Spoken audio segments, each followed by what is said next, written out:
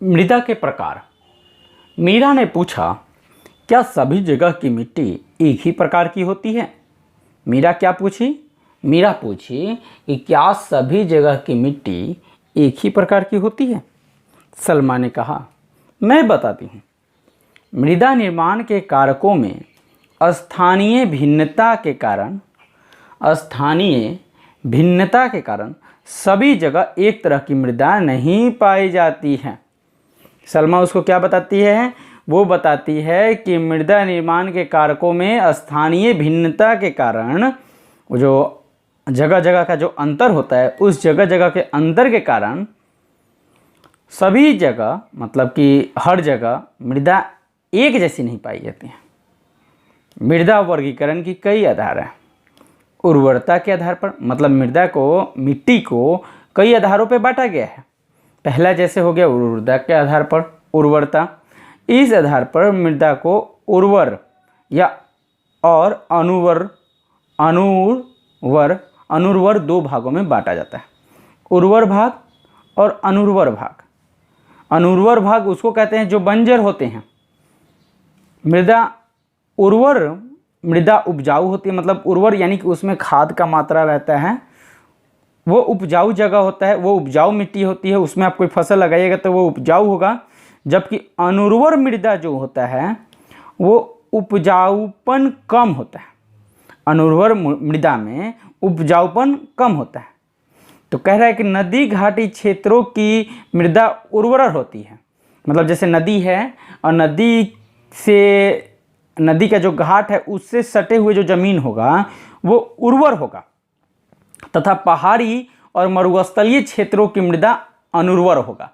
कोई आपसे ये पूछ सकता है क्वेश्चन कि उर्वर जगह कहाँ पे पाया जाता है, तो आपको बताना है कि नदी घाटी के क्षेत्र की जो मृदा होती है, जो मिट्टी होती है, उसे हम उर्वर बोलते हैं। और फिर वो पूछ देगा कि अनुर्वर मिट्टी किसको बोलते हैं, अनुर्वर मृदा, तो आपको बताना है कि पहाड़ी और मरुस्थलीय क्षेत्र जो होते हैं, पहाड़ी और मरुस्थलीय क्षेत्र, वो होता है अनुर्वर। तो अब हम अगला टॉपिक पढ़ेंगे, गठन या संरचना के आधार पर। तो मिट्टी का जो प्रकार है, गठन और संरचना के भी आधार पर उसको बांटा गया है। तो इसके आधार पर मृदा को बलुई मृदा, मतलब बलुई मिट्टी, चिकनी मृदा, चिकनी मिट्टी, दोमट मृदा, मतलब दोमट मिट्टी में बांटा जाता है। बलुई मृदा में बालू और क्ले दोनों होता है, बालू और क्ले दोनों होता है, परंतु इसमें बालू का अंश अधिक होता है। चिकनी मृदा में क्ले की अधिकता होती है। चिकनी मृदा में किसकी अधिकता होती है, क्ले। जबकि दोमट मृदा में बालू और क्ले का मिश्रण लगभग समान अनुपात में होता है। यहाँ पे क्वेश्चन बहुत अच्छा बनेगा कि भाई बलुई मृदा जो है उसमें क्या अधिक पाया जाता है, बालू या क्ले? तो आपको बोलना है कि सर बालू सबसे अधिक पाया जाता है।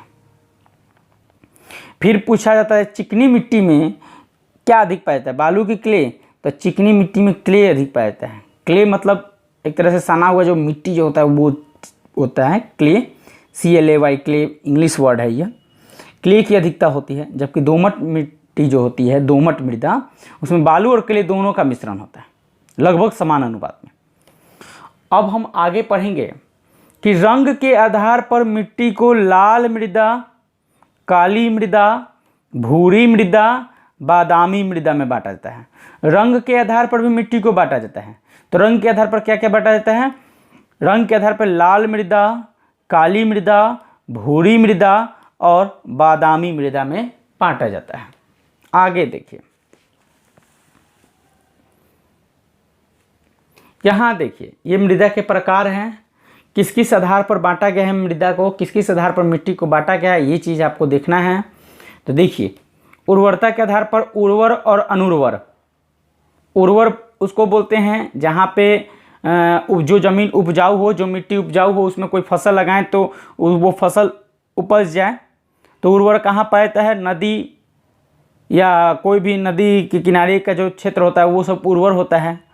अनुर्वर कहाँ पाया जाता है? कोई पूछ दे अनुर्वर जो होता है वो कहाँ? तो पहाड़ी क्षेत्र हो गया, मरुस्थलीय क्षेत्र हो गया, वो अनुर्वर पाया जाता है, बंजर। फिर गठन या संरचना के आधार पर, तो गठन संरचना के आधार पर कौन कौन सा मिट्टी होता है? बलुई मिट्टी होता है, चिकनी मिट्टी होता है, दोमट मिट्टी होता है, बादामी मिट्टी होता है। फिर रंग के आधार पर कौन कौन सा मिट्टी होता है, लाल मिट्टी होता है, काली मिट्टी होता है, फिर भूरी मिट्टी होती है। ओके, तो इस तरह से ये मृदा को बांटा गया है। अब अगला टॉपिक हम पढ़ेंगे, इसे देखते हैं। सुखविंदर ने कहा, हमारा देश भारत तो बहुत विशाल है, हमारा देश भारत तो बहुत विशाल है, फिर तो सभी मृदा यहाँ पाई जाती हैं होगी। बात सही है। भारत की मृदा देखिए, ये जो है ये पर्वतीय मृदा है, जो जम्मू कश्मीर का इलाका है, इसमें सब मैप के हिसाब से दिया है। ये क्या है, पर्वतीय मृदा है। जलोढ़ मृदा, जलोढ़ मृदा देखिए यहाँ पे, जहाँ पे हम लोग बिहार वगैरह सब पाए जाते हैं, यहाँ पे जो मिट्टी होता है ये जलोढ़ मृदा होता है। देख रहे हैं, सबका नक्शा बना के दिया है।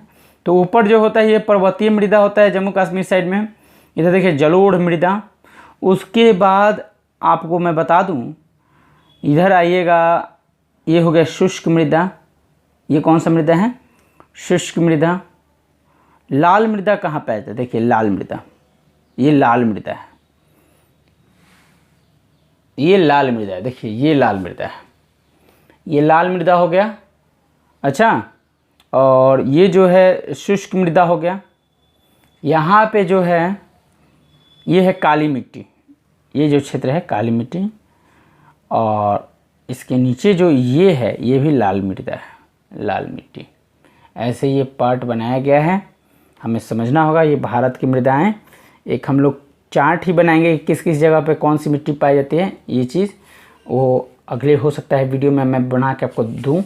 अभी आगे सुरेश ने कहा, भारत में जलोढ़ मृदा, काली मृदा, लाल मृदा, पीली मृदा, लेटराइट मृदा, मरुस्थलीय मृदा एवं पर्वतीय मृदा पाई जाती है।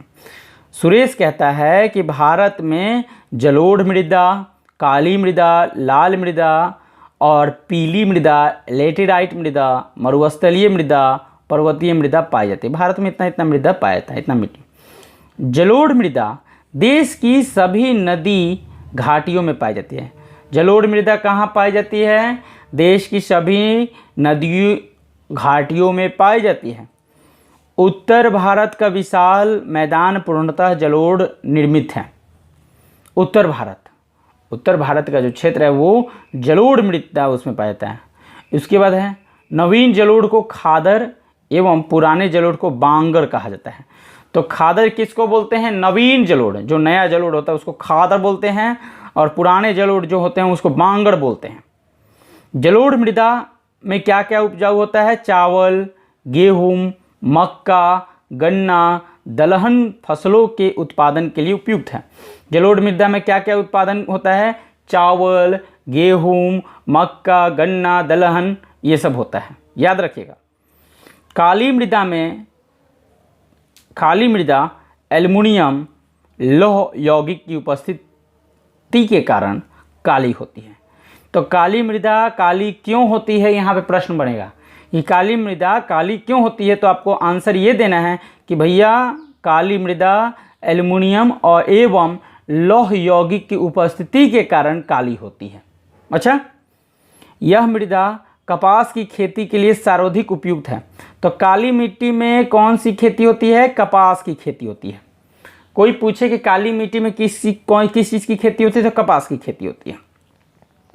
महाराष्ट्र, गुजरात, कर्नाटक, आंध्र प्रदेश तथा तमिलनाडु राज्यों में यह मृदा अधिक पाई जाती है। काली मिट्टी कहाँ कहाँ पाया जाता है, महाराष्ट्र में, गुजरात में, कर्नाटक, आंध्र प्रदेश और तमिलनाडु में यह मृदा पाई जाती है, यानी कि काली मिट्टी पाई जाती है। लाल एवं पीली मृदा, लाल एवं पीली यानी रेड सॉइल और येलो सॉइल। तो लाल एवं पीली मृदा जो है प्रायद्वीपीय पठार के पूर्वी एवं दक्षिणी हिस्से में पाई जाती है। लोहे के अंश के कारण इस मृदा का रंग लाल होता है और जल में मिलने के बाद यह मृदा पीली रंग की हो जाती है। क्वेश्चन यहाँ पे ये बन सकता है कि लाल जो मिट्टी है, लाल मृदा है, उसका लाल होने के पीछे क्या कारण है, आप बताइए। तो आप बताइएगा कि लोहे के अंश के कारण लाल मृदा लाल कलर का होता है, लाल रंग का होता है, और वही लाल मृदा में अगर जल मिल जाता है तो यह मृदा पीला रंग का हो जाता है। ज्वार, बाजरा, मक्का, मूंगफली, तंबाकू, फलों के उत्पादन के लिए उपयुक्त यह मृदा उड़ीसा, झारखंड, मेघालय में पाया जाता है। तो लाल मृदा कहाँ कहाँ पाया जाता है? उड़ीसा, झारखंड, मेघालय। लाल मृदा पीला कैसे हो जाता है? तो लाल मृदा में लोहे का अंश पाया जाता है, इसलिए वो लाल मृदा होता है। जब उसमें पानी पड़ जाता है तो लाल मृदा पीली मृदा में कन्वर्ट हो जाता है, बदल जाता है। लेटेराइट मृदा का निर्माण निक्षालन की प्रक्रिया से होता है। लेटेराइट मृदा का निर्माण किस प्रक्रिया से होता है? निक्षालन की प्रक्रिया। यह मृदा केरल, कर्नाटक, तमिलनाडु राज्यों में मिलता है। लेटेराइट मृदा कहाँ कहाँ पाया जाता है? केरल, कर्नाटक, तमिलनाडु राज्यों में मिलता है। मरुस्थलीय मृदा हल्के भूरे रंग की होती है। मरुस्थलीय मृदा कैसे होती है? हल्के भूरे रंग की होती है, जो राजस्थान, सौराष्ट्र, कच्छ, पश्चिमी हरियाणा, दक्षिणी पंजाब में पाया जाता है। पर्वतीय मृदा पर्वतीय क्षेत्रों पर पाई जाती है। पर्वतीय मृदा कहाँ पाई जाती है? पर्वतीय क्षेत्र पर पाया जाता है। यहाँ तक हमने पढ़ा। अगला टॉपिक क्या है, इस चीज़ को हम लोग देख लेते हैं। मृदा अपरदन। मृदा अपरदन एवं संरक्षण। मीरा बोली, मिट्टी के निर्माण में हजारों लाखों वर्ष लगते हैं। मिट्टी के निर्माण में हजारों लाखों वर्ष लगते हैं, लेकिन नदियों का पानी अपने साथ काफ़ी मात्रा में मिट्टी बहाकर ले जाती है। इस तरह तो धीरे धीरे सारी मृदा कटकर समुद्र में चली जाएगी। जो मीरा का प्रश्न है वो बहुत अच्छा है। मीरा बोलती है कि मिट्टी के निर्माण में तो हजारों लाखों वर्ष लगते हैं, लेकिन नदियों का पानी अपने साथ काफ़ी मात्रा में मिट्टी बहाकर ले चली जाती है, और इस तरह तो धीरे धीरे मृदा कटकर समुद्र में चली जाएगी। तो सलमा बोलती है, पेड़ पौधे, झाड़ियाँ एवं घासों की जड़ें मृदा को पकड़ कर रखती है, जिससे मृदा का अपरदन नहीं होता है।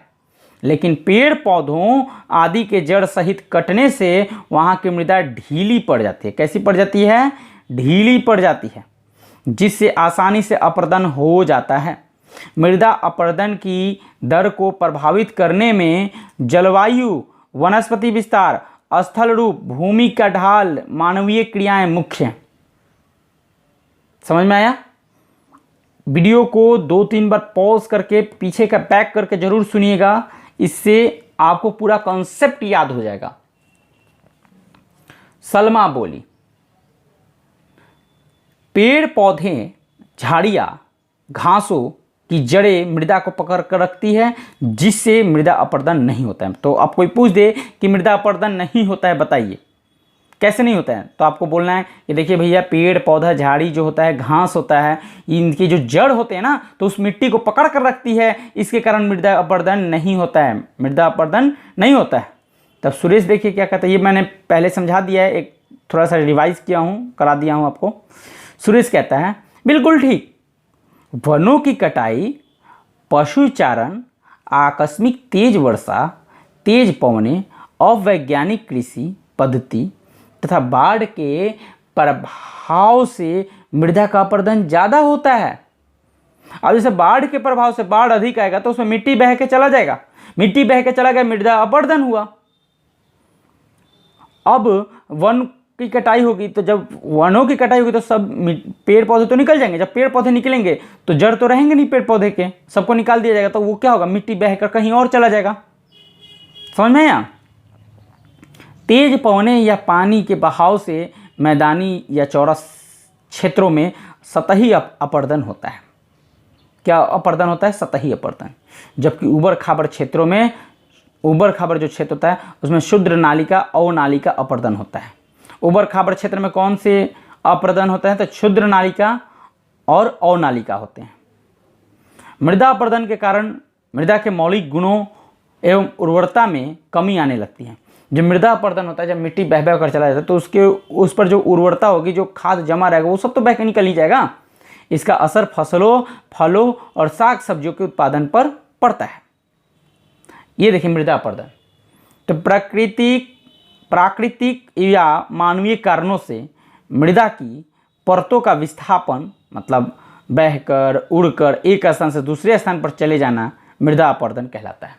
कोई पूछ दे मृदा अपरदन किसको कहते हैं, तो आपको बोलिए प्राकृतिक या मानवीय कारणों से मृदा की परतों का विस्थापन, मतलब मृदा के ऊपर जो परत है, जो लेयर है, उसका विस्थापन बहकर या उड़कर एक स्थान से दूसरे स्थान पर चले जाना मृदा अपरदन कहलाता है।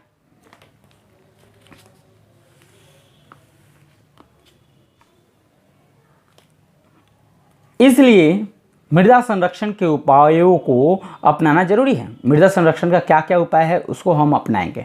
मृदा संरक्षण के लिए हमें निम्न उपाय करने पड़ेंगे, मतलब मृदा को कैसे बचाएं, मिट्टी को कैसे बचाएं, मिट्टी को कैसे हम क्या करें कि मिट्टी बहकर एक स्थान से दूसरे स्थान नहीं जाए, तो उसका कुछ उपाय है, उस उपाय को हमें पढ़ना होगा। पहला उपाय है पर्वतीय क्षेत्रों में समोच्चरेखी खेती करना। जो पर्वतीय क्षेत्र है उसका समोच्चरेखी खेती करना होता है। पर्वतीय ढलानों पर वृक्षारोपण करना, पर्वतीय जो ढलान होता है उस पर वृक्षारोपण करना होता है। बंजर भूमि पर घास लगाना, जो बंजर भूमि है उस पर घास लगाना। फसल चक्र तकनीक को अपनाना, फसल चक्र जो है उसका टेक्निक को अपनाना होता है। खेती के वैज्ञानिक तकनीक को अपनाना। जैविक खाद का प्रयोग करना। सुखविंदर बोल उठा, चलो हम अपने मिट्टी के खिलौने को सूखने दें, लेकिन आगे से हम ध्यान रखेंगे कि मृदा एक महत्वपूर्ण संसाधन है जिसका हमें संरक्षण करना है। संरक्षण का मतलब उसको बचाना है, मिट्टी को बहने से बचाना है। अगला जो टॉपिक है वो है जल संसाधन, और ये जल संसाधन के लिए मैं अगला वीडियो बनाऊंगा, उसमें हम लोग पढ़ेंगे। Bye bye.